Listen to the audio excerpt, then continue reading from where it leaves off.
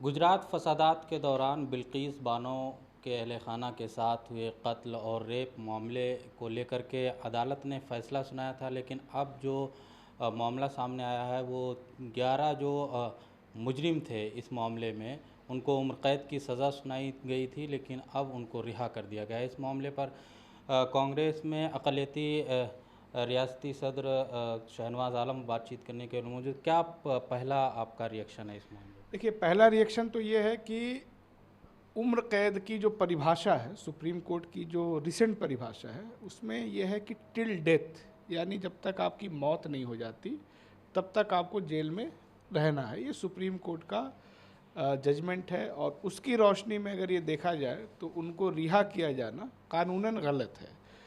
दूसरा सवाल ये है कि इस पूरे मामले में सुप्रीम कोर्ट के सामने जब जो जेल में बंद हैं उन अपराधियों ने ये बात रखी कि हमको रिहा किया जाए, तो सुप्रीम कोर्ट ने इसका निर्णय लेने का अधिकार गुजरात सरकार को दे दिया। अब सवाल ये उठता है कि सुप्रीम कोर्ट को भी मालूम है कि ये जब मामला हुआ था तो गुजरात से बाहर एक दूसरे राज्य में केस को ट्रांसफ़र ही इसलिए किया गया था क्योंकि पीड़ित पक्ष को पूरा यकीन था कि गुजरात में उनको न्याय नहीं मिल सकता है। इसीलिए इस पूरे मामले को महाराष्ट्र ट्रांसफ़र किया गया और मुंबई हाई कोर्ट ने उनको सज़ा दी। अब जो अदालत है, शीर्ष अदालत है, उसको इस बात को संज्ञान में रखना चाहिए था, ये तथ्य उससे मिस नहीं होना चाहिए था कि ये अपराधी उसी राज्य के हैं जहां पीड़िता को न्याय नहीं मिलता और इसी आधार पे मुकदमा उनका दूसरे जगह ट्रांसफ़र किया गया था। आज भी वही सरकार है। अगर इस तरीके से आप लोगों को छोड़ेंगे तो एक गलत नज़ीर बनती जाएगी।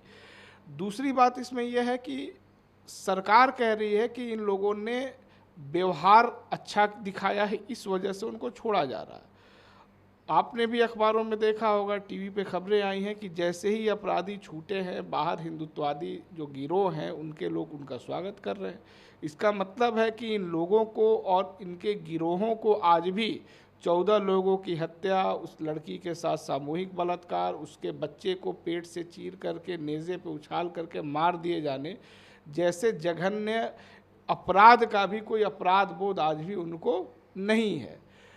चौथी जो सबसे रोचक बात है, सरकार का कहना है कि ये हमने उनको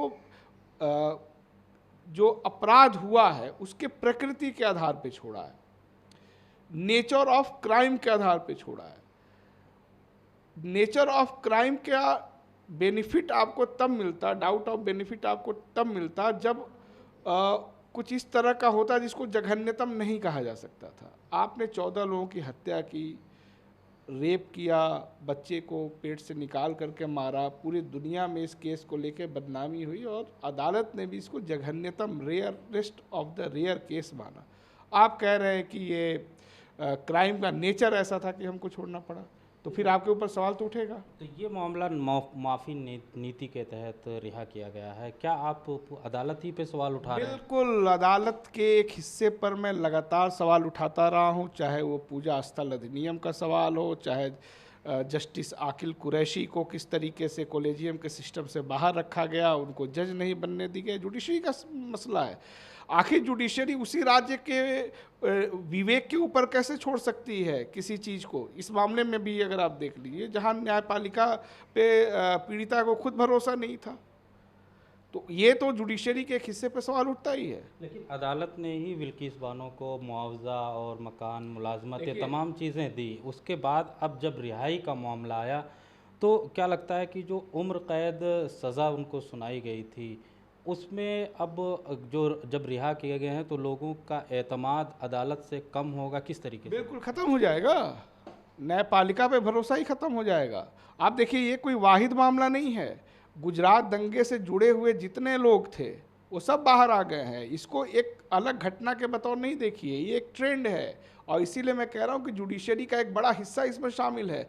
और ये इशू तब और बड़ा हो जाता है जब आज सुप्रीम कोर्ट का वो व्यक्ति शीर्ष कुर्सी पर बैठा हुआ है जो अमित शाह का वकील रहा हो।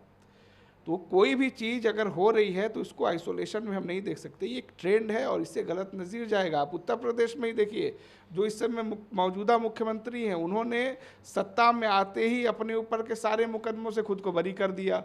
अभी उनकी पार्टी के जितने लोगों पे मुकदमे थे वो हटा रहे हैं।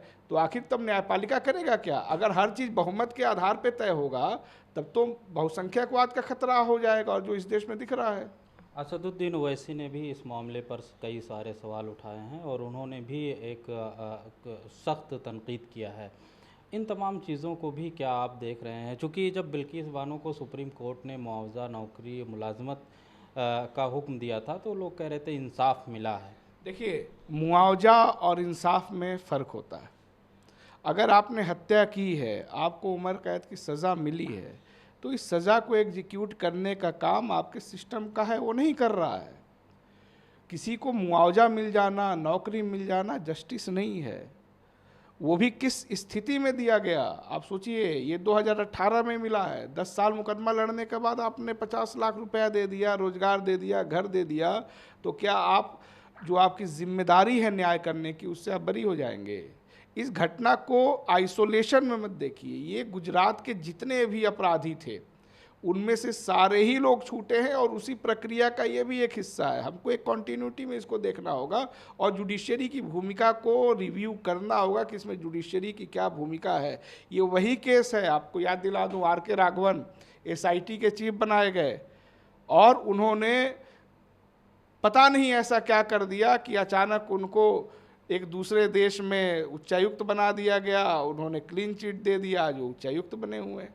तो सिर्फ एक घटना पे थोड़ी बात होगी तो पूरे ट्रेंड पे बात होगी। और इसीलिए आज हम कह सकते हैं कि गुजरात दंगों के 20 साल बाद एक भी अपराधी जेल में नहीं है, सारे लोग छोड़े गए हैं। तो इसको सिर्फ बिल्किस तक नहीं देखा जाना चाहिए, एक ट्रेंड है और ये ख़तरनाक है।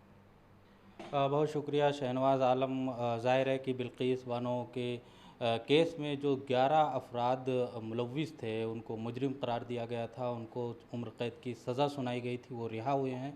और इनका पहला रिएक्शन यही है कि एतमाद अदालत से अब लोगों का कम होगा, चूँकि ज़ाहिर है कि जिन लोगों ने बहिमाना कत्ल किया था, रेप किया था, उन लोगों को जब रिहाई मिलती है तो ऐसे में आवाम का एतमाद अदालत से कम होगा। ये कांग्रेस के अक़लियती मोर्चा के रियासती सदर शहनवाज़ आलम का कहना है।